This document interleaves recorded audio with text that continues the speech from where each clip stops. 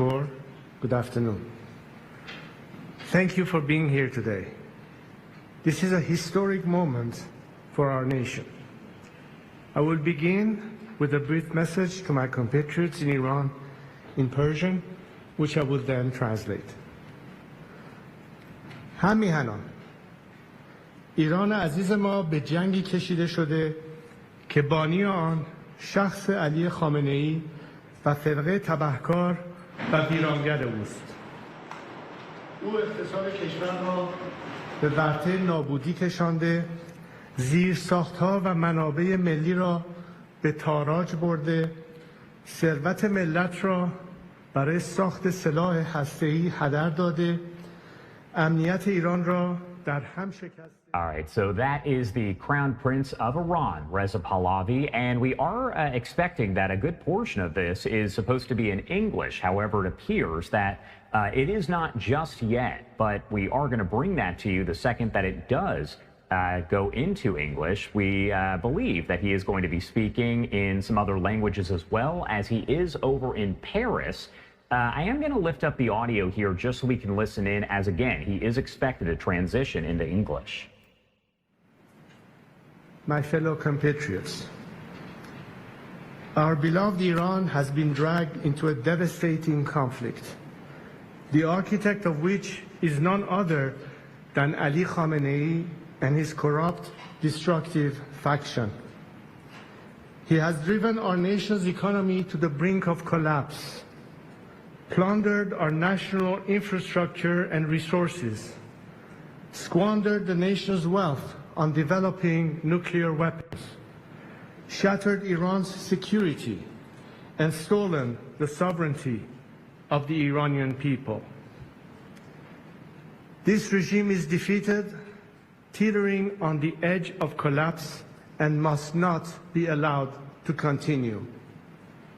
The time has come to end this ruin and begin a new era for Iran. This is a new dawn for Iran's lion and son. Ladies and gentlemen, over the past few days, I have spoken with people across Iran from every walk of life.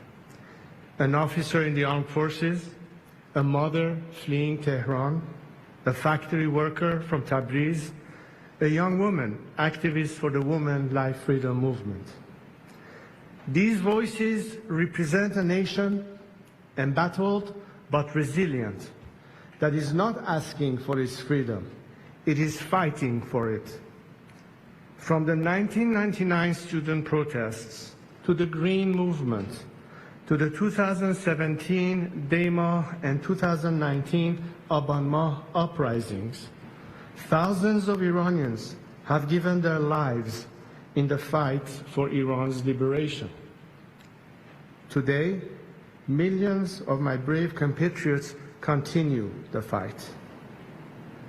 One of their stories moved me deeply. In September 2022, Javad Haydari was murdered protesting the Islamic Republic's killing of Mahsa Amini. His sister has continued his fight. She is one of the hundreds of activists the regime has arrested and harassed in recent days. When security forces raided her home, she cried out, "Oh God, where shall we go? Where shall we go to flee from your tyranny?" One by one, her neighbors began to respond to her, "We're not going anywhere. They," meaning the regime, "are the ones who've got to go."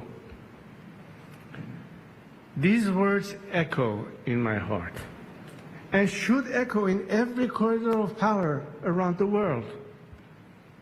Today, it is clearer than ever. The Islamic Republic is collapsing. Credible reports indicate that Ali Khamenei's family and the family of senior regime officials are making preparations to flee Iran. The regime is on its last legs in towns and cities across the country. The military is fractured. The people are united. The foundation of this 46-year tyranny are shaking. This is our Berlin Wall moment. But like all moments of great change, it comes fraught with danger. We stand at a crossroads. One road leads to bloodshed and chaos, the other to a peaceful and democratic transition. The difference in these two roads depends on one factor, and one factor alone: whether the current regime in Iran is allowed to survive. If the West throws the regime a lifeline, there will be more bloodshed and chaos, because this regime will not submit or surrender after it has been humiliated. It will lash out. As long as it is in power, no country and no people are safe, whether on the streets of Washington, Paris, Jerusalem, Riyadh, or Tehran. There is only one way to achieve peace: a secular, democratic Iran. I am here today to submit myself to my compatriots, to lead them down this road of peace and democratic transition.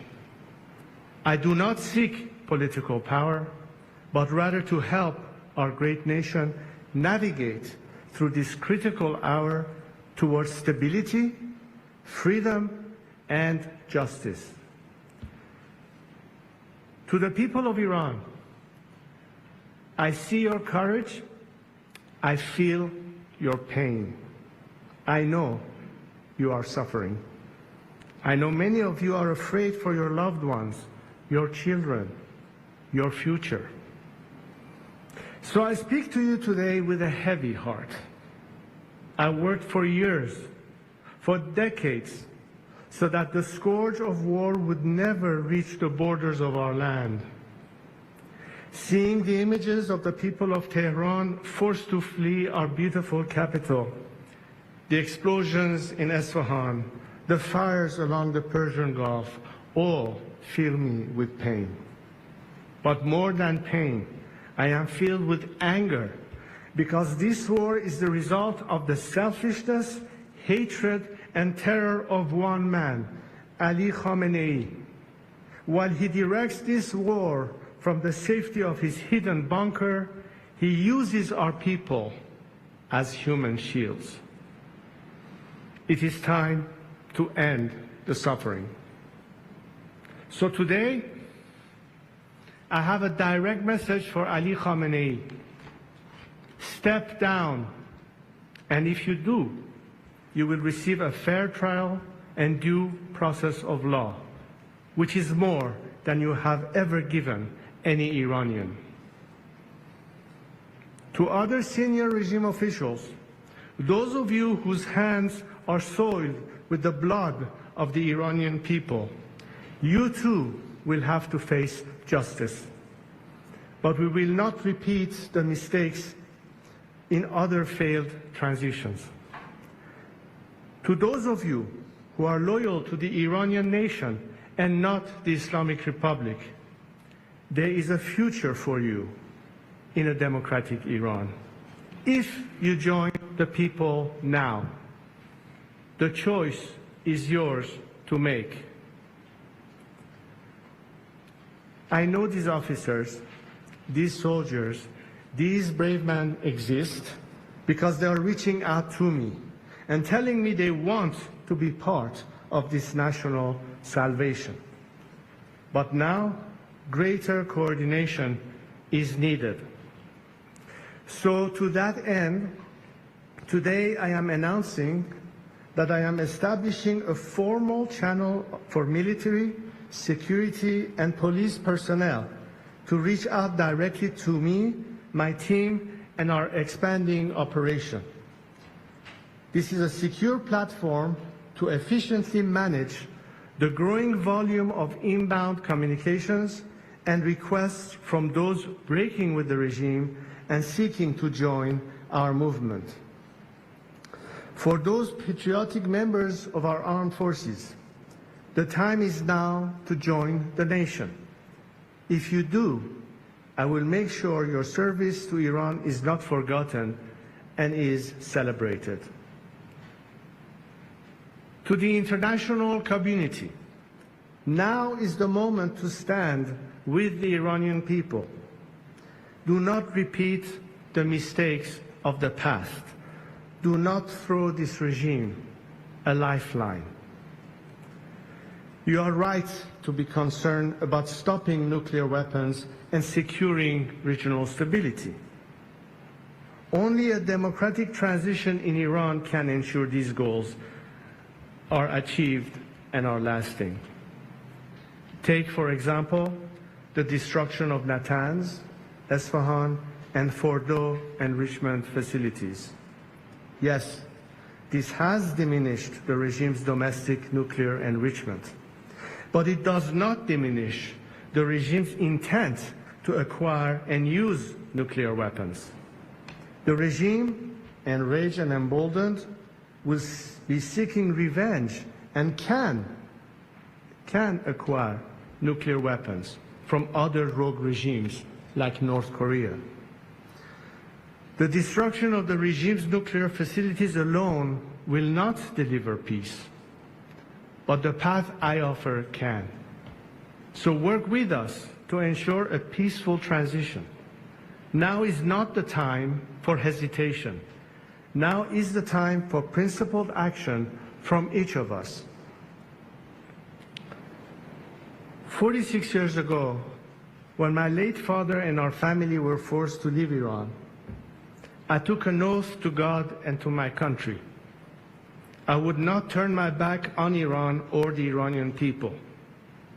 Every day since, I have dedicated my life to my compatriots.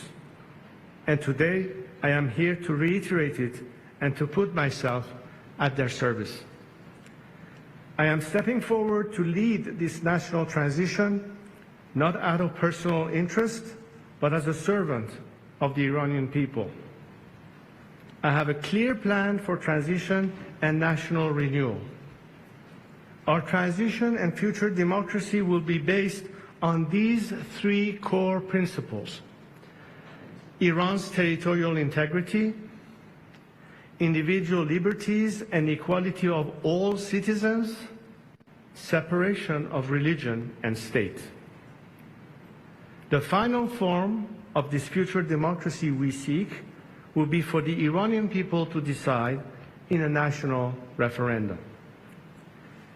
What I offer is not just a vision for the future of our country, but the plan to execute a peaceful, orderly transition. To achieve that, today I am announcing the following initial steps. First, I will convene a National Unity Summit. This gathering will include activists, dissidents, and groups from across the ideological spectrum who agree to these three principles. It will not be limited just to political groups, but business leaders, professionals, experts, and other groups with influence across Iranian society. This summit's objective will be to agree on a roadmap for democratic transition and reconstruction. Second, in parallel to the democratic process, I am developing an economic plan to rebuild Iran. We have already launched the Iran Prosperity Project, a comprehensive plan for the economic reconstruction and social stabilization of our country in 3 phases. The emergency phase of the first 4 to 6 months, the establishment phase of 18 to 24 months, and the normalization phase, which is long-term. In the coming days, my team of experts will publish the plans for the first 100 days after the collapse of the Islamic Republic based on this work. We are bringing together some of the world's greatest investors, builders, entrepreneurs, and experts who care about Iran and see its immense potential. They stand ready to put in the expertise, the talent, and the capital to rebuild our nation and turn it into one of the world's most attractive markets. Imagine this new Iran, a free and democratic Iran, living at peace with our neighbors, an engine of growth and opportunity in the region, a beacon of culture, innovation, and pride in the world. It is within our reach. We are proud, ancient, resilient people. The task before us Iranians today is no less than the ones faced by the great leaders, the great unifiers, the great builders of our history, like Cyrus the Great. As we embark on the final steps of this path to national revival, to liberation, to peace, we continue to be inspired by him. To my compatriots, this is our moment. I am with you. Let us build this new Iran together. Thank you.